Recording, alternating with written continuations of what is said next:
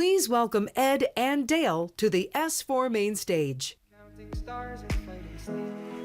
Let it wash over me. Let it ease nothing. Take me off to the place where one. Well, we have the tagline for the event, Create the Future, and it's hard for me to imagine anyone better to talk to about creating the future, invention and such than Ed Schweitzer, and we're just thrilled to have him here on the S4 stage. I have a long list of questions, so why don't we just dive right into them? Let's go. Thank you very much, Dale. Yes.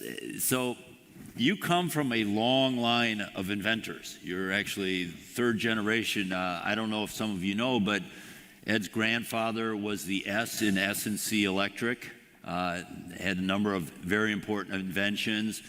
Your father was an inventor. He had his own company in the electric sector, had 100 or so patents, and I even saw this picture of the wall that you've got a bunch of patents. I think you're over 100 patents now. So you come from this family of inventors. When did you start inventing things? Well, I guess a good answer for that is probably we started inventing the first, whatever the act is that we did right before our parents said no to us when we were 2 years old. So that's when we start being creative, and I like your mission of creating the future. And in that building, not far from that picture, when you go in there, I'd love to show it to you one of these days, Dale. On the floor in the Research and Development building, it says the best way to predict the future is to invent it. And it's really become part of our culture. And people do want to try to, well, instead of just making a Me Too product or doing the same thing, is that I think our folks love to go back to first principles. I worked as a professor a long time ago, and before they found out I couldn't pass the tests I was giving. And Harry Regas, one day she was on a real roll, and she said, all I want out of the physics department is to teach our guys F equals MA and you can't push on a rope. So that idea of going back to first principles and asking why and everything has really become part of our culture in so many different ways. Yeah, now I want to dive a little more into that. So it sounds like, you know, and I read some stories that you worked with your dad a lot when he was, inventing things and trying things, and so I can understand why this came naturally for you, just because it was almost a family tradition and a family trait. How do you get your employees to create things and to invent things, especially in an industry that, you know, tends to be a little resistant to change, tends to, because there's so many safety implications, tends to say, well, if it's working, let's not do anything that doesn't work. What are you doing now that you have many hundreds of employees to push them to try to come up with new things? Well, it is true that the electric power industry, especially the electric power utilities, are certainly critical infrastructure. I think we've all been in events like this when the lights go out and it's a real challenge is what to do next. Happened at the Super Bowl a few years ago, and of course that makes all of us kind of people a little nervous about what actually happened. Some of the people here got blamed for that. You know, I'm sure everyone was texting, was it you, was it you, was it you? Oh yeah, well we were really curious if we had anything to do with it. Yeah. We didn't, by the grace of God. And the industry is critical, and the electric power system is not a lab.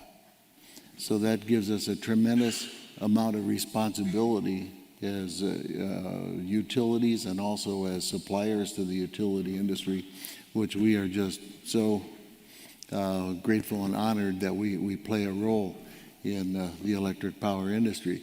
So we have to get it right, and so do our customers. And one term that we never use is beta testing. You never hear anybody talk about alpha testing or gamma testing. So I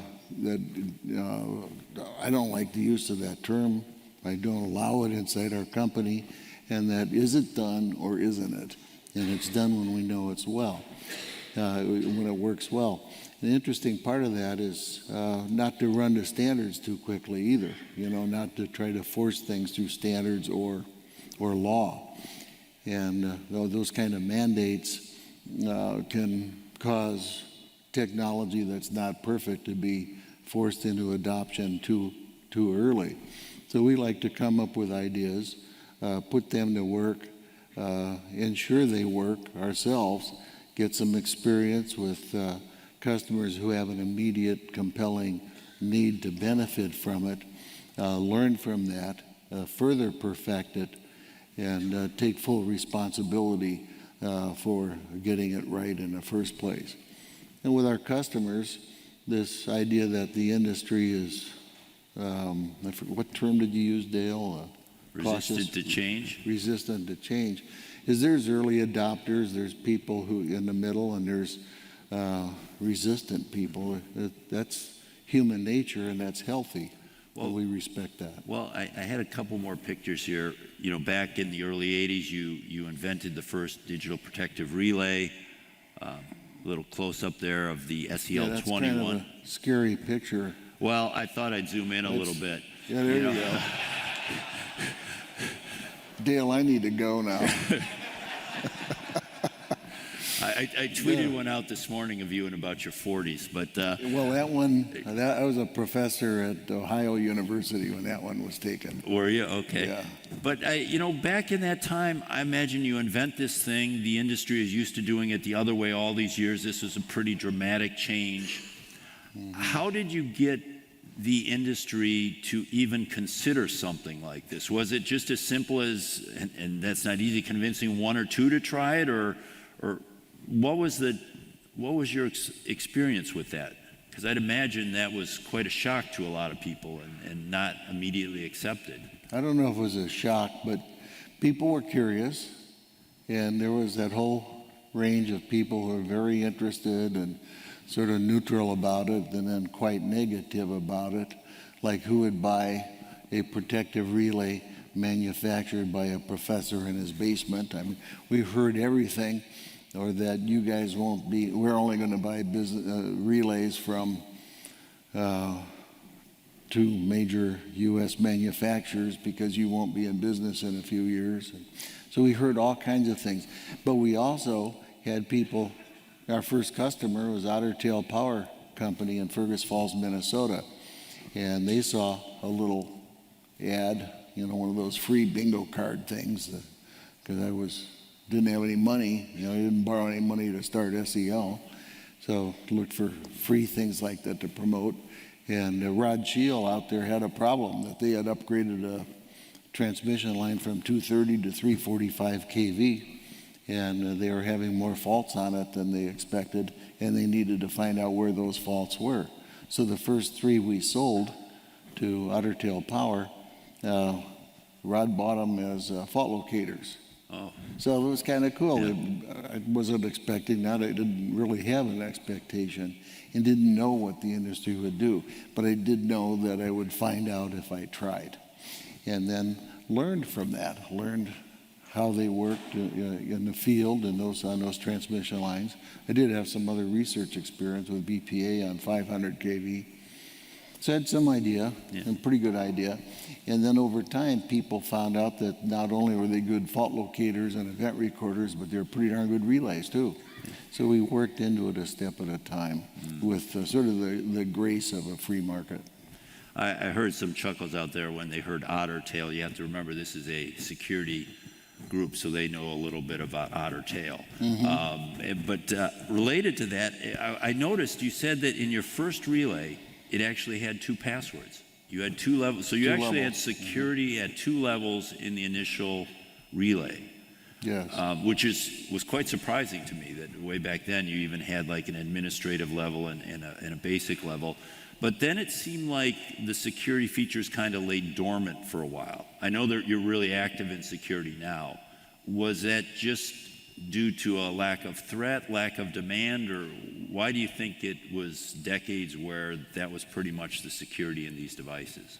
Well, I don't know exactly what dormancy that you're saying, but what I recall is that when I was developing this in the early 80s, that I realized this had a serial port on it. It would be so cool if somebody could put a modem there and remotely retrieve fault records, fault locations, and even change settings depending on season or other contingencies.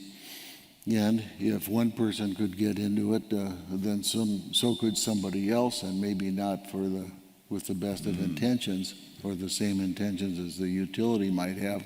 So we had to be careful, and we were from the beginning. As you know, my first job out of college was to work for an agency of the Defense Department that, I got a real good understanding of capabilities and a lot of respect for those capabilities, and wanted to make sure that we weren't on the receiving end of somebody else's efforts in those areas. And I was fortunate to have that experience. So we put a first level in that, at that first level, you could really only read stuff from the relay. Like you could read back the settings, you could read back metering, and you could read back event reports and targets. And then 3 attempts to get in at that first level would bang an alarm contact shut.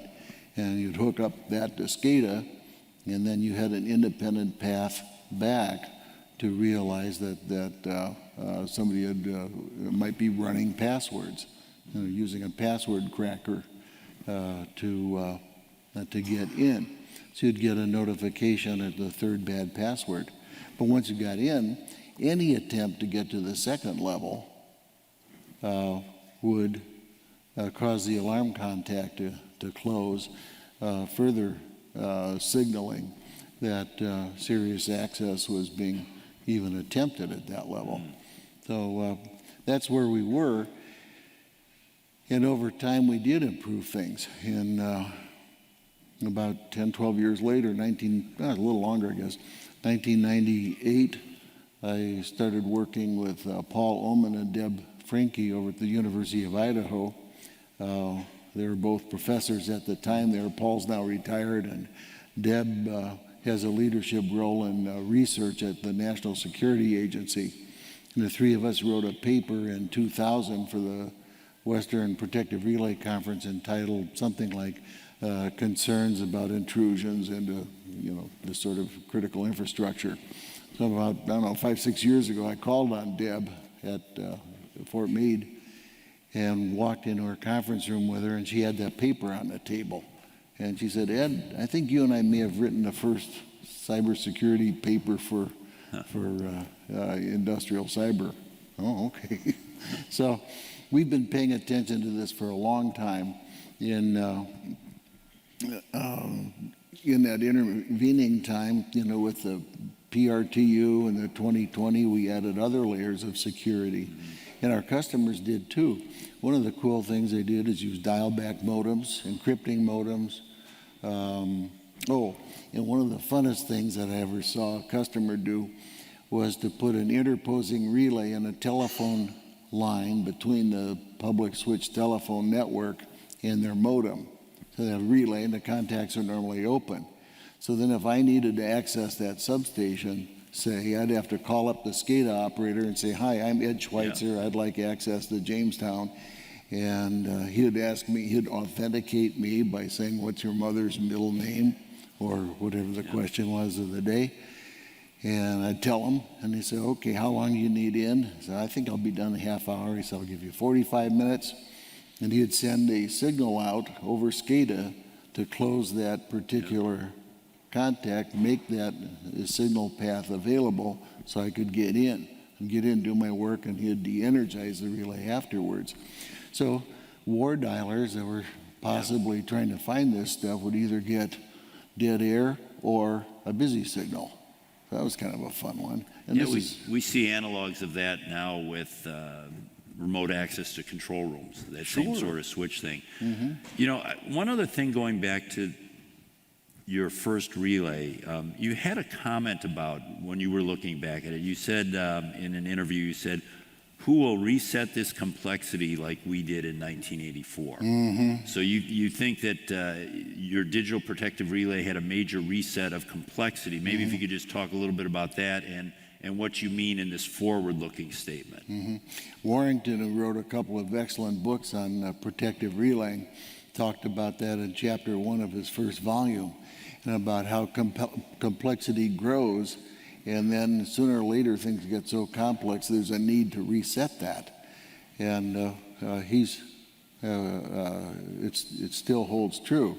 So the digital protective relay reset the complexity, that complexity prior being a whole panel of relays. You could do that in one or two devices. So you start there, and then where are we today? Well, nothing is a better endorsement of the technology than people coming to us and saying, hey, it's got 5 event reports, can you make it 12? It's got this, can you make it that? And add more and more stuff to it. And pretty soon it gets bigger and bigger and bigger, and following just what Warrington predicted. I can give you an example. Dave Whitehead and I wrote a paper for the Western Protective Relay Conference last year, talking about complexity and how we need to do something about it. And here's some numbers. We used a system, say, of 1,000 transmission lines, a couple thousand relays, maybe 10 faults a year per line, just as a set of assumptions. And said, okay, with the current technology, if you do a pretty good job there, you're going to have about 3 misoperations a year for those 10,000 faults. And if we go to the sampled measured value solutions, where you take the relay and split it into 2 boxes, the merging unit and the rest of the relay, put an Ethernet switch in between, and then a satellite clock on top of all of that you've introduced a lot of complexity. And the 3 goes up to 24. That ain't good. Yeah. But that's where many people want to go. Some customers want to, some don't. And we're okay. I'd like that diversity of opinion, frankly. And meanwhile, back at the ranch, we're trying to make it go down to 1. So then the market will decide if people want to tolerate that complexity for other reasons or not, but they will have a choice of something simpler. So, in other words, we want to be the ones resetting that, and not 2 chimps on a Davenport in a basement somewhere, if you would allow a reference to Wayne's World. Party on, Dale. I wouldn't have expected that. You got it.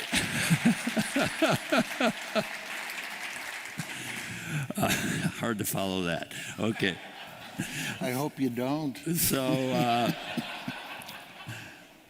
when you're talking about this, you mentioned before that you've challenged, when we were talking, you've challenged some of your staff to answer the question of what is inherently safe cybersecurity. Yeah. Is that tied in at all to this complexity question? Or, and even if it's not, maybe talk about that challenge that you've put forward.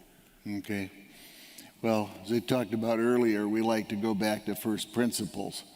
And in this particular arena, I think it is fair to ask what is inherently safe cyber.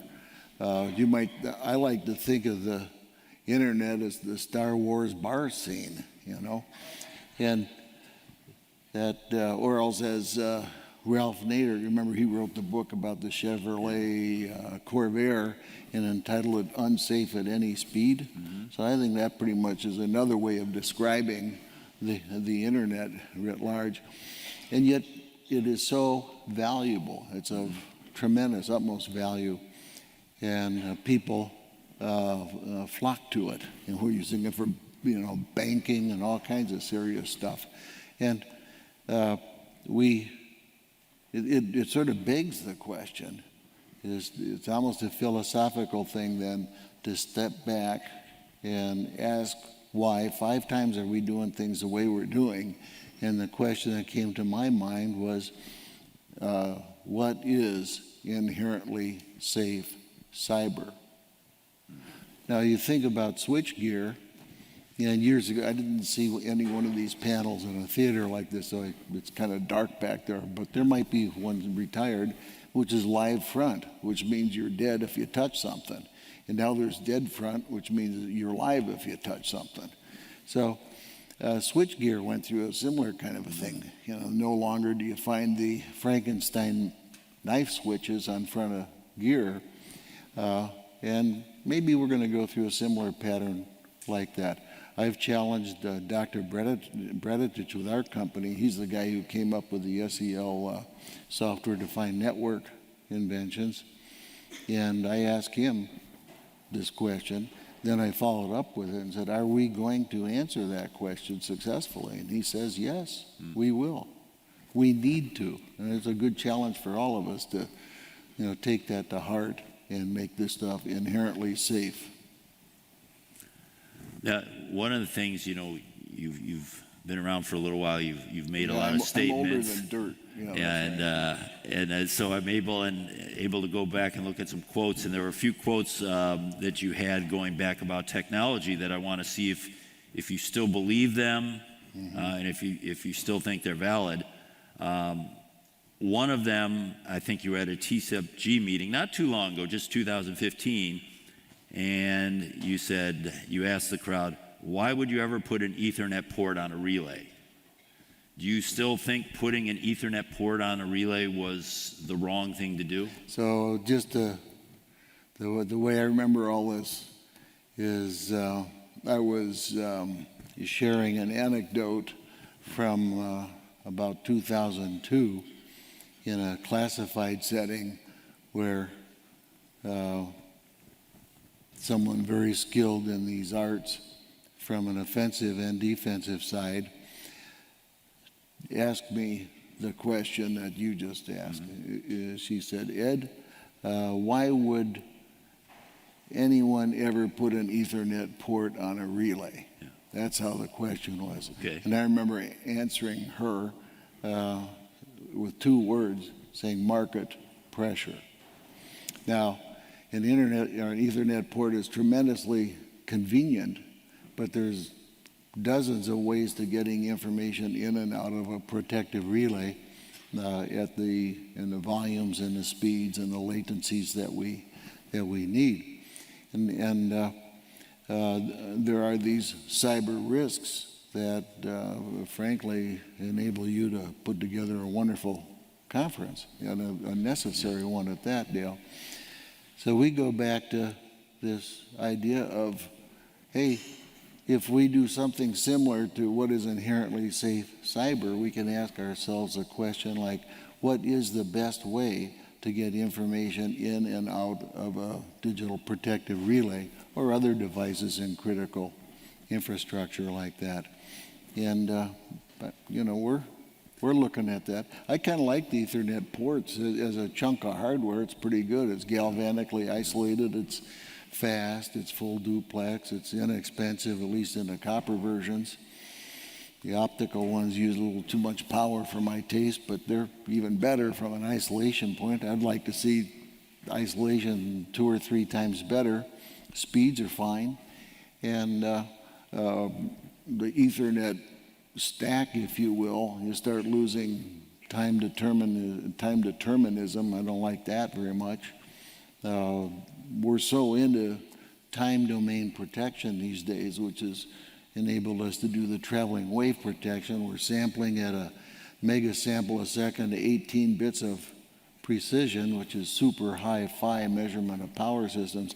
And each one of those samples is timed, of those taken every microsecond, is timed to probably within plus or minus 20 nanoseconds. We're moving energy at the speed of light.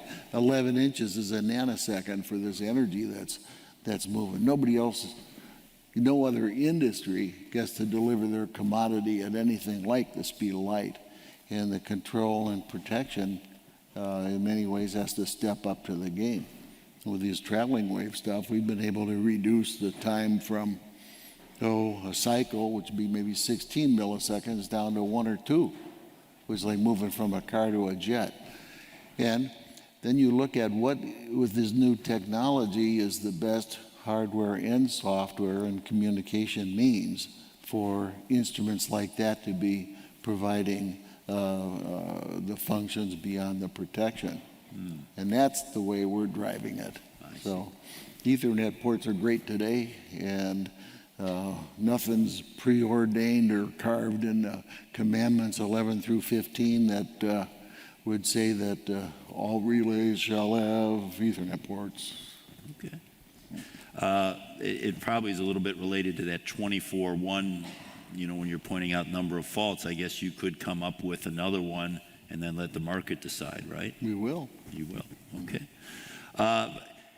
So the company's been around for a number of years now, a number of decades now, and you have some of the similar software challenges that I think any company that's been around for a while. You have all these legacy products, you have all this code that's written, and if we were to look at some of your products, some of them have brought that code along, and then others, I think you've started from scratch based on the way we've looked at it. How are you dealing with the issue of older code that you maybe didn't develop the same way that you would develop new code? How are you dealing with potential issues in legacy code? Well, I think every time we do a new product, we take a fresh look at what goes in and why. And that this